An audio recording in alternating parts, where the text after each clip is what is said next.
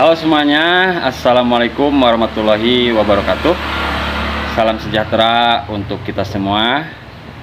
Kita semua pedagang beras pemula, khususnya umumnya ya seluruh masyarakat Indonesia. Harga beras ya sekarang mulai berangsur ya, tapi ya tidak merata ya teman-teman ya, dan sebagian wilayah gitu ya. Jadi harga beras memang turun, cuma ya agak sedikit, itu pun hanya sebagian wilayah yang mungkin di wilayah itu mulai memasuki atau ya udah ada yang panen gitu ya. Tapi ya ada juga yang masih harganya itu tinggi gitu. Sebetulnya sih masalah harga itu tergantung penjual itu sendiri ya, tergantung produsen gitu. Kalau harga beras sih gak bisa ditaktor atau di meskipun makanan pokok ya, atau ya meskipun bahan pokok, tapi ya tetap masalah penjualan itu tergantung produsen, karena banyak faktor yang mempengaruhi harga jual dari beras itu sendiri gitu ya, kalau dari produsennya gitu. Kali ini saya gak mau bahas masalah harga dulu ya. Ini ada pertanyaan gitu ya, katanya berapa lama beras itu bertahan dari serangan hama gitu ya, tuh gitu ya. Nah itu ada waktunya gitu ya. Nah ini perlu diperhatikan buat Anda pedagang beras yang masih baru ataupun yang baru akan merintis ya. Masalah serangan kutu beras itu kan harus jadi perhatian, karena ya meskipun kadang-kadang kan beras yang baru juga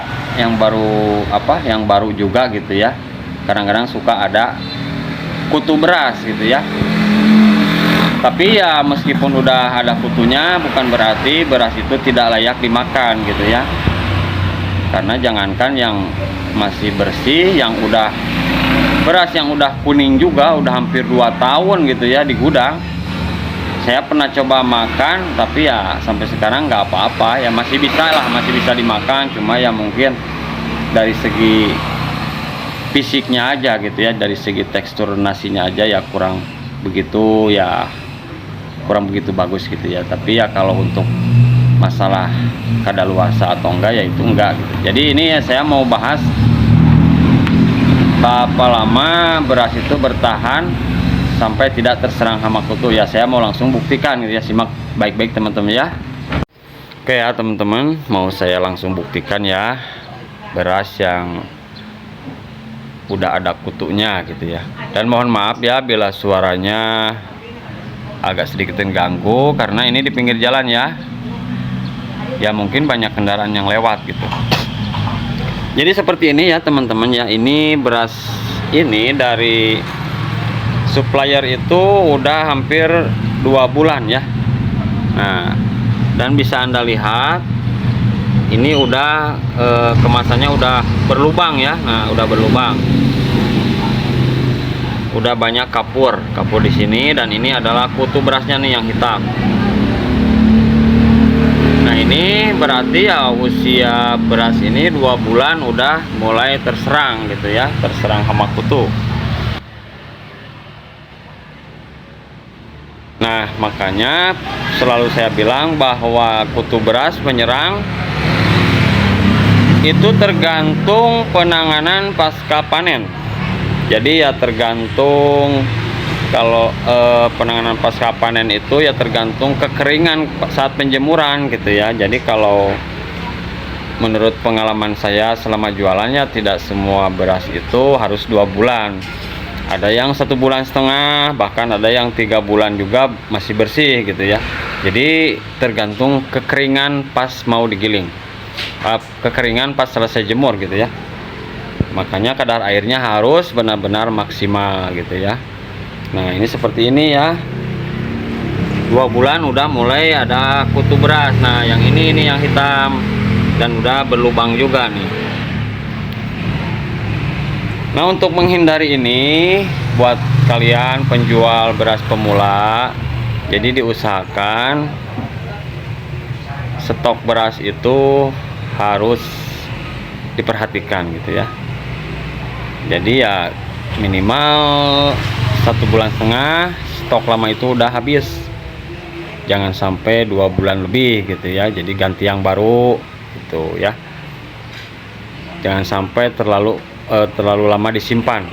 Makanya banyak orang yang ya pernah juga ada pembeli yang bilang ke saya, kenapa beras mahal, katanya ditimbun.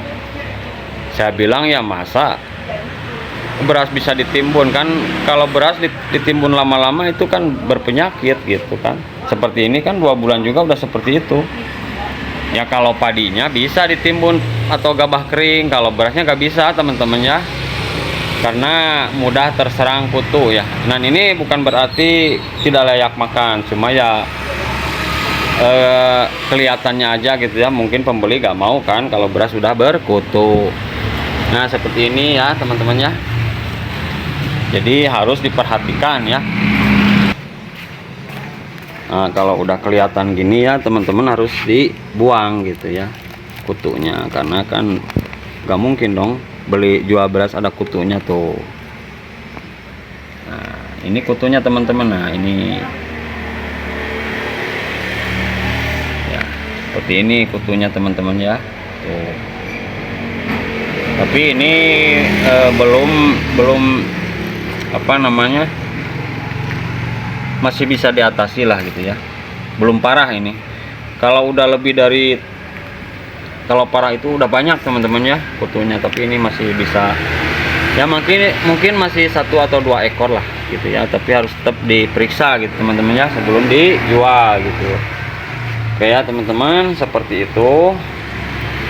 Jadi beras itu ya tergantung kadar airnya gitu, berapa lama beras bertahan itu tergantung kadar air sebelum digiling teman-teman ya. Kalau memang bagus ya bisa juga bertahan sampai 3 bulan teman-teman ya. Kalaupun kadar airnya kurang, kadang-kadang 1,5 bulan juga udah mulai timbul kutu teman-teman ya. Oke teman-teman, ini semoga dapat bermanfaat ya buat sesama pedagang beras pemula dan juga buat para konsumen ya. Kalau ada kalau beli beras itu harus cermat ya, jangan sampai ada kutunya ya. Terima kasih, semoga ini bermanfaat. Assalamualaikum warahmatullahi wabarakatuh.